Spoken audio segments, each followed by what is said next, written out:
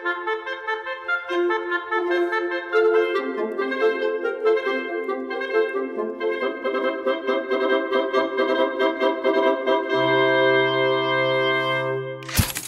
পুরোনো দিনের আমেরিকার লন্ডন দেখেছেন? কিংবা দ্বিতীয় বিশ্বযুদ্ধের সময় কি অস্ত্র ব্যবহার করা হতো, সেই সময়কার খেলনা প্লেন, যুদ্ধ বিমান দেখেছেন? কোনো সংগ্রহশালায় পাবেন না, পাবেন ব্যক্তিগত সংগ্রহে। এবং যারা ব্যক্তিগতভাবে এই সমস্ত কিছু সংগ্রহ করেন তাদের একটা প্রদর্শনীতে এসেছে। চলুন, অদ্ভুত অদ্ভুত জিনিস, ইন্টারেস্টিং জিনিস আজকে আপনাদের দেখাই।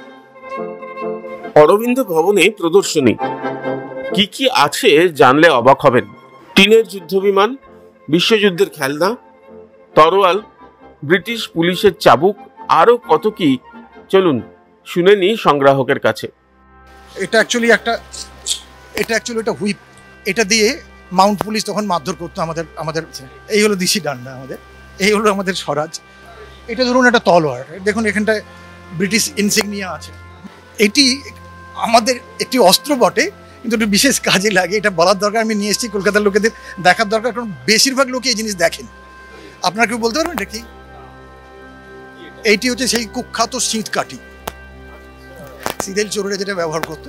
এটা অবশ্যই স্বরাজ, এটা ব্রিটেন থেকে আসেনি, ব্রিটিশদের হাত ধরে এটা এখানে আসেনি।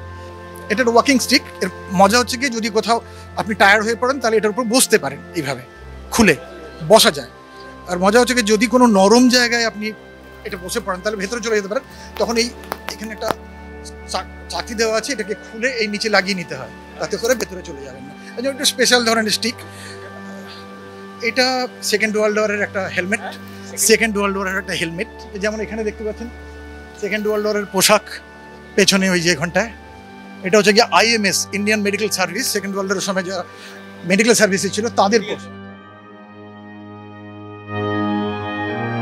নেতাজি সুভাষ কারো বাড়ি এসেছিলেন, সে কথা লেখা আছে বাড়ির গিন্নির খাতার পাতায়। স্বাধীনতার দিন শহরের রাস্তায় উৎসবের মিছিল, এমন সব সংগ্রহ আছে। আমাদের এখানের যে বিষয়টা আমরা দেখানোর চেষ্টা করছি এই কলকাতা কথকথা গ্রুপের মধ্যে দিয়ে, সেটা হচ্ছে যে রাজ থেকে স্বরাজ, এই পরিবর্তনটা কিভাবে কলকাতার মানুষের মধ্যে উঠে এসেছে, সেটার পাথুরে প্রমাণ বা স্টোন এভিডেন্স এখন অবধি কী পাওয়া যেতে পারে, এই নানা রকম বিষয় নিয়েই আমরা এখানে প্রদর্শিত করেছি। বেসিক্যালি আমি যে বিষয়টাকে সংগ্রহ করি তাকে বলা হয় এফেমেরাল, মানে খুব কম সময়ের জন্য যেগুলো গুরুত্বপূর্ণ। ফর অ্যান এক্সাম্পল, ধরুন আপনি বাসে উঠলেন, বাস থেকে নেমে গেলেন, আপনি একটা টিকিট কাটলেন। এই টিকিটটা ভ্যালিডিটি যতক্ষণ আপনি বাসের মধ্যে আছেন।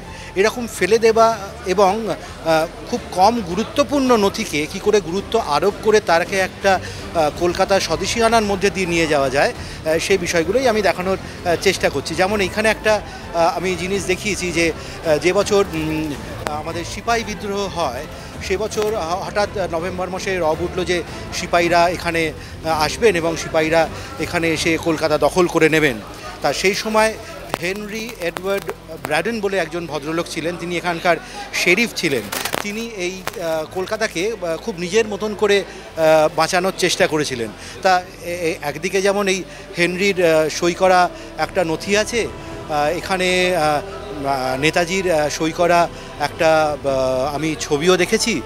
সেই ছবিটা হচ্ছে 1942, যখন হি ওয়াজ ইন জার্মানি। আমি সেখান থেকেই অনেক কষ্ট করে দুর্লভ সংগ্রহ করে এনেছি। এছাড়াও এখানে স্বাধীনতা যে বছর হয়েছিল, মানে 1947, আসলে আমি ডেটটাকে এক্স্যাক্টলি বলতে পারবো না, কেননা তার পেছনে কিছু লেখা ছিল না। আমি একটা ফাইলের মধ্যে বেশ কিছু ছবি পাই, সেখানে কিছু পাঞ্জাবি রিফিউজির ছবি ছিল এবং কলকাতারও কিছু ছবি ছিল, যে ছবিগুলো সত্যিই দুষ্প্রাপ্য।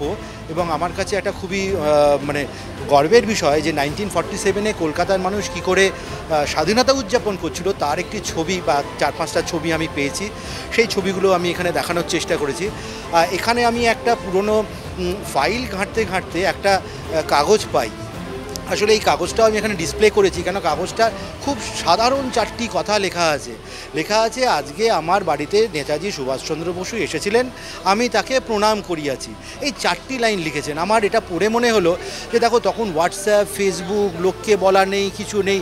ধরো কোনো একটা মাসিমা বা কোনো একটা বাড়ির গৃহবধূ, উনি নেতাজিকে দেখেছেন, ওনার বাড়িতে এসেছেন, উনি কি করবেন কাউকে বলতে পারছেন না, উনি কাগজে লিখেছেন যে আমি নেতাজিকে দেখেছি, আমি প্রণাম করেছি। আসলে সেটা আমাকে থ্রিল্ড করে দেয় যে ওই যে সাধারণ মানুষগুলোর জীবনগুলো উঠে আসে। এটা হয়তো দেখতে গেলে সংগ্রহ নয়, এটা ছিঁড়ে ফেলে দেওয়া, কেন এগুলোর কোনো দাম নেই। কিন্তু এগুলোই হচ্ছে এই এফএমআরের মজা, যেগুলো ক্ষণিক গুরুত্বপূর্ণ। সেই ভদ্রমহিলাও হয়তো জানেন না সেই কাগজটা আমি এখানে দেখানোর চেষ্টা করেছি। আছে রানারের লাইট, আমেরিকার পুরনো লণ্ঠন, আছে বিশ্বযুদ্ধের সময়কার ক্যামেরা, রবি ঠাকুরের বিয়ের ছবি তোলা হয়েছে যে কাঠের ক্যামেরা রয়েছে সেটাও। প্রথম বিশ্বযুদ্ধ, দ্বিতীয় বিশ্বযুদ্ধের সময় জার্মান, ইউএসএ বা বিভিন্ন জায়গার বিভিন্ন দেশে উন্নততর দেশ, সুইজারল্যান্ড, এরা আপনাদের মতো যারা সাংবাদিকতা করেন, যুদ্ধের সময় আপনাদের যেতে হয় বিভিন্ন জায়গায়, সেখানে প্রাণের মানে রিস্ক নিয়ে, লাইভ রিস্ক নিয়ে যেতে হয়। সেই জন্যে সেখানে লুকিয়ে ফটো তুলতে হয়, যাতে সহজে লুকিয়ে। এটা নির্বাক ছবির মুভি ক্যামেরা, সাইলেন্ট অথচ মুভি ক্যামেরা সেই সময় ছিল। সেই সময় এরা গাছের আড়ালে গিয়ে, গাছের উপরে উঠে এবং জঙ্গলের আড়ালে গিয়ে এইভাবে সেই সব একটুগুলো তুলতো।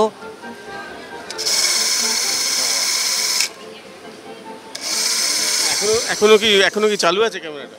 হ্যাঁ, চালু আছে, কিন্তু এখন এর ফিল্ম পাওয়া যাবে না। সে দরকার নেই, দেখি একবার চালিয়ে কোনখানটা দিয়ে দেখতে হবে। এখান দিয়ে দেখা। ক্যামেরা বললেন এটা প্রথম বিশ্বযুদ্ধ, দ্বিতীয় বিশ্বযুদ্ধের বিশ্বযুদ্ধের এবং চার্লি চ্যাপলিনের যখন শুটিং হয়েছিল বা যুদ্ধের যে ছবিগুলো আমরা দেখি, এইসব ক্যামেরা দিয়েই তোলা হয়েছিল। নির্বাক ছবির মুভি ক্যামেরা। দেখি কোনটা করতে দেখি। আজকে আপনাদের জন্য এখানে এসে এই ক্যামেরা দিয়ে, মানে বিশ্বযুদ্ধের ক্যামেরা দিয়ে আপনাদের ছবি তুলছি। এইটা তো এটাকে শুনতে পাচ্ছেন? আপনাদের সব ভিডিও উঠে গেল। সুহিতের সঙ্গে প্রীতম দে, ক্যালকাটা নিউজ।